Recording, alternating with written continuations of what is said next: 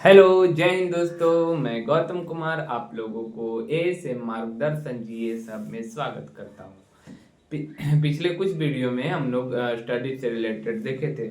आज मैं क्रमवार बायोलॉजी क्लास को स्टार्ट कर रहा हूँ और अब से यह सीक्वेंस वाइज क्लास आते रहेंगे एज पर रिक्वायरमेंट। जैसे जैसे छात्रों की रिक्वायरमेंट होगी वैसे वैसे और क्लास भी आएंगे। ठीक है, लोगों का जैसे जैसे क्वेरी होगा वैसे वैसे और क्लास भी आते रहेंगे। ठीक है, तो इसी क्रम में हम लोग आज बायोलॉजी को डिस्कस करेंगे और एक बेसिक से डिस्कस करेंगे और ए टू जेड बायोलॉजी के जितने भी क्लास होंगे बहुत ज़्यादा इंटरेस्टिंग होंगे और ए टू जेड हम लोग बायोलॉजी कवर करेंगे। इसी पैरेलल में केमिस्ट्री भी आएगी और फिजिक्स भी आएगी और अन्य सेक्शन से भी आते रहेंगे। ठीक है, तो बायोलॉजी में हम लोग स्टार्ट करते हैं। बायोलॉजी जो है, बायोलॉजी वर्ड जिसका हिंदी जीव विज्ञान होता है। बायोलॉजी को हिंदी में क्या बोलते हैं? जीव विज्ञान होता है। तो बायोलॉजी क्या है? एक साइंस का ब्रांच है। It is a branch of science. ये क्या विच डील्स अबाउट द क्या साइंटिफिक स्टडी ऑफ लाइफ। ठीक है, यह किसके बारे में डील करता है? तो साइंटिफिक वैज्ञानिक अध्ययन करता है। किसका वैज्ञानिक अध्ययन करता है? लाइफ का, जीवन का। ठीक है, जीवन का। तो यह ब्रांच ऑफ साइंस का एक ब्रांच है जो साइंटिफिक स्टडी करता है लाइफ का। किसका? लाइफ का। लाइफ जो है वह पेड़ पौधे हो, ट्रीज का हो या एनिमल, ठीक है, जानवर का हो, दोनों का ये करता है। अच्छा, बायोलॉजी वर्ड जो कहाँ से आया? तो बायोलॉजी वर्ड ग्रीक वर्ड से आया है। बायोलॉजी वर्ड कहाँ से आया है? बायोलॉजी वर्ड ग्रीक वर्ड से आया है। ठीक है, ग्रीक से आया है। ग्रीक एक सिविलाइजेशन है जिसके बारे में हम लोग वर्ल्ड हिस्ट्री में विश्व इतिहास में जानेंगे।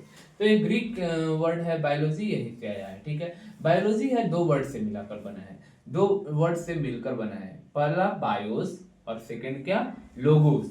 बायोस मीन्स क्या होता है? लाइफ। लाइफ का हिंदी जीवन।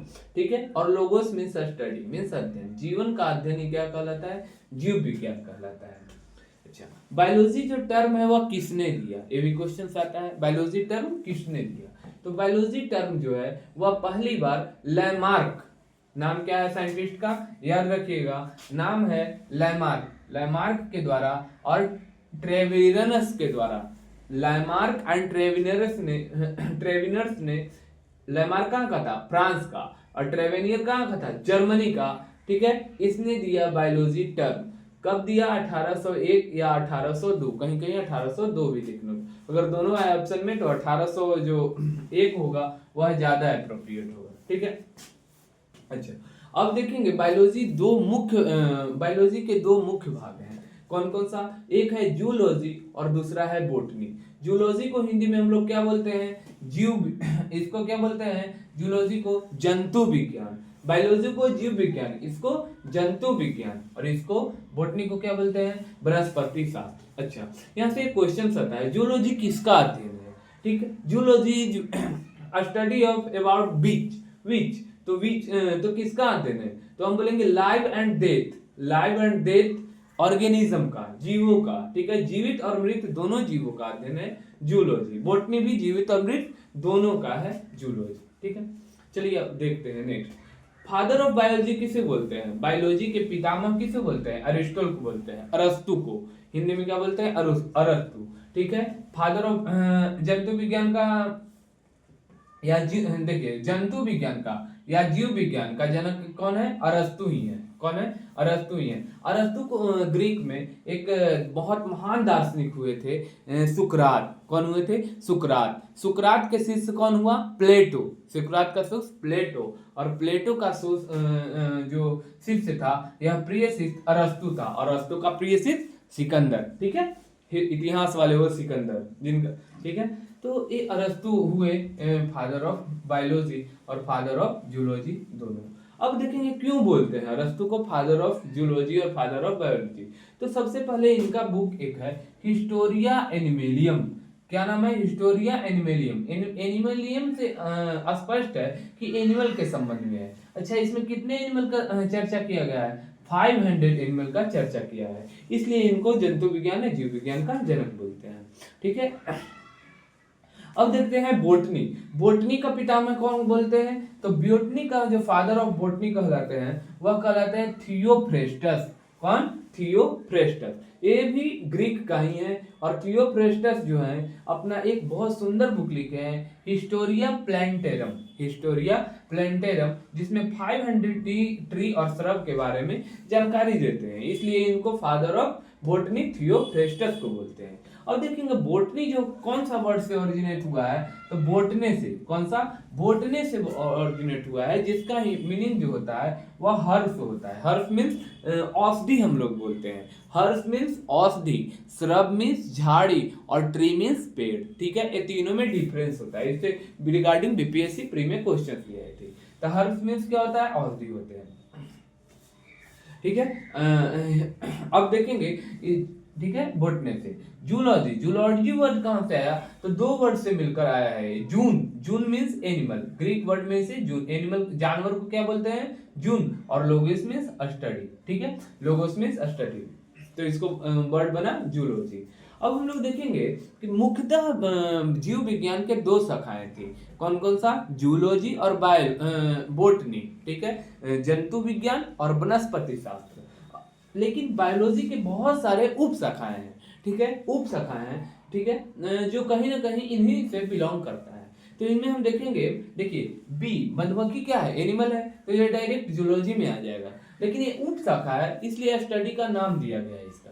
तो जो मधुमक्खी का स्टडी करेंगे, ठीक है, स्टडी अबाउट द हार्मोनिंग ऑफ बी, कैसे मधुमक्खी पालन किया जाता है, तो उसको हम बोलेंगे एपी कल्चर। क्या बोलेंगे, एपी कल्चर बोलेंगे।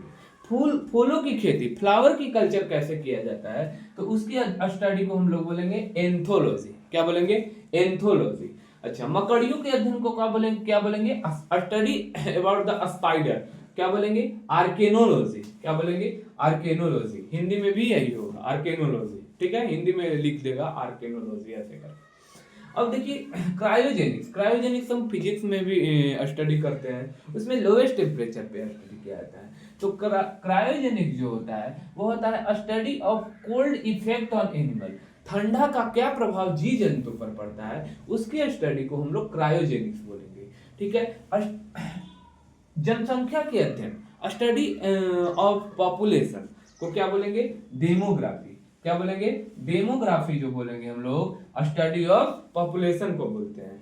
नेक्स्ट है एनाटॉमी। एनाटॉमी किसी भी ऑर्गेनिज्म के आंतरिक संरचना, इंटरनल स्ट्रक्चर का जब स्टडी करते हैं तो उसको क्या बोलेंगे, एनाटॉमी बोलेंगे। नेक्स्ट देखेंगे मॉर्फोलॉजी जो होता है, मॉर्फोलॉजी यह क्या होता है, एक्सटर्नल स्ट्रक्चर ऑफ ट्री। ठीक है, अब जब हम लोग पेड़ पौधों को पढ़ते हैं तो उसमें एक बाह्य आवरण की, जब हम लोग पेड़ पौधों को अध्ययन करते हैं तो बाहरी आवरण की पढ़ाई को, स्टडी को, बाहरी आवरण में क्या क्या आता है, फ्रूट्स उसके आते हैं, फ्लावर्स उसके होते हैं, स्ट्रक्चर और लीफ, पत्ता का कैसा स्ट्रक्चर है, उसका वेनेशंस कैसा है, उसके बारे में जब स्टडी करते हैं तो उसको बोलते हैं मॉर्फोलॉजी। क्या बोलते हैं, मॉर्फोलॉजी बोलते हैं। स्टडी ऑफ सेल, कोशिका के अध्ययन को क्या बोलते हैं, साइटोलॉजी। कोशिका के अध्ययन को क्या बोलते हैं, साइटोलॉजी बोलते हैं, स्टडी ऑफ सेल। अच्छा, study of tissue, study of tissue हम लोग किसको बोलते हैं, हिस्टोलॉजी को। हिस्टोलॉजी जो होता है वह स्टडी ऑफ टिश्यू, ऊतकों का अध्ययन को हम लोग बोलते हैं हिस्टोलॉजी। ठीक है, ना कि टिश्यूलॉजी। अब देखते हैं सेल जो होता है वह basic structural functional unit of life होता है, जैसा कि हम लोग पिछले क्लास में देख चुके हैं। और सेल जो होता है, ग्रुप ऑफ सेल को हम लोग बोलते हैं क्या, टिश्यू, टिश्यू बोलते हैं।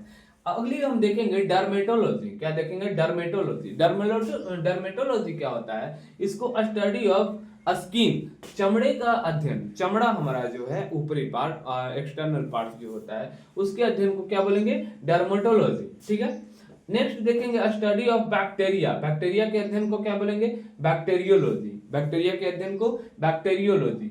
वायरोलॉजी किसको बोलते हैं, स्टडी ऑफ वायरस। वायरस के स्टडी को क्या बोलेंगे, वायरोलॉजी। स्टडी ऑफ फंगस, कवक, इसको बोलते हैं, फंगस को क्या बोलते हैं, कवक। कवक, कवक के अध्ययन को क्या बोलेंगे, माइकोलॉजी हम लोग बोलते हैं। ठीक है, चलिए स्टडी ऑफ एल्गे, एल्गो की क्या बोलते हैं, शैवाल। क्या बोलते हैं, शैवाल। शैवाल के अध्ययन को क्या बोलते हैं, फाइकोलॉजी, या कहीं कहीं एल्गोलॉजी भी देखने को आपको मिलेगा। ठीक है, लेकिन एल्गोलॉजी नहीं होगा, फाइकोलॉजी ही होगा। ठीक है, अब देखेंगे तीन टर्मिनोलॉजी, यूजेनिक्स, ठीक है, ये क्या है लिखा हुआ यूजेनिक्स, यूजेनिक्स।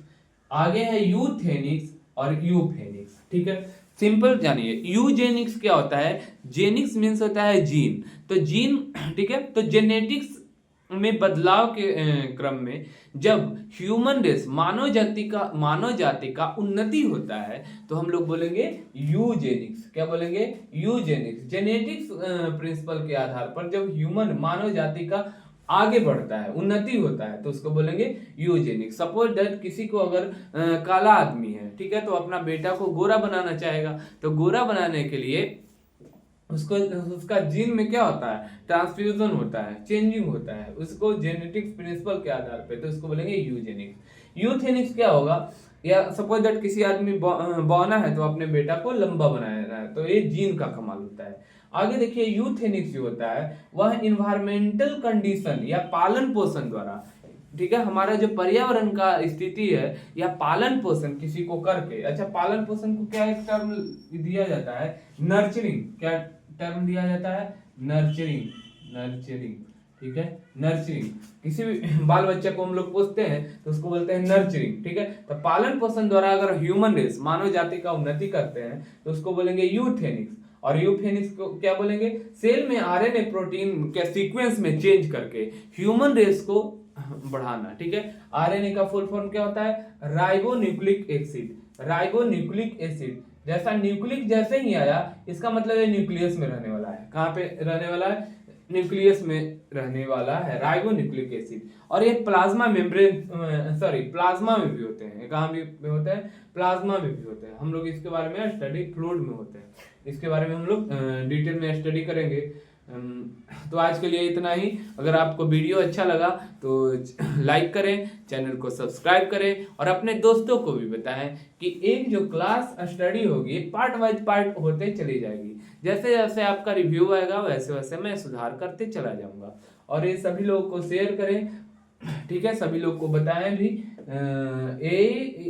मैं खासकर मैं बिहार दरोगा, बिहार एसएससी, बीपीएससी प्री, ये सब को लेकर के चल रहा हूँ। बीपीएससी टीचर्स का भी आप यहाँ पे से क्वेश्चन देखने को मिलता है। ठीक है, तो आज के लिए इतना ही। बाकी अच्छा लगे तो लाइक करें, चैनल को सब्सक्राइब करें। जय हिंद, जय भारत, वंदे मातरम।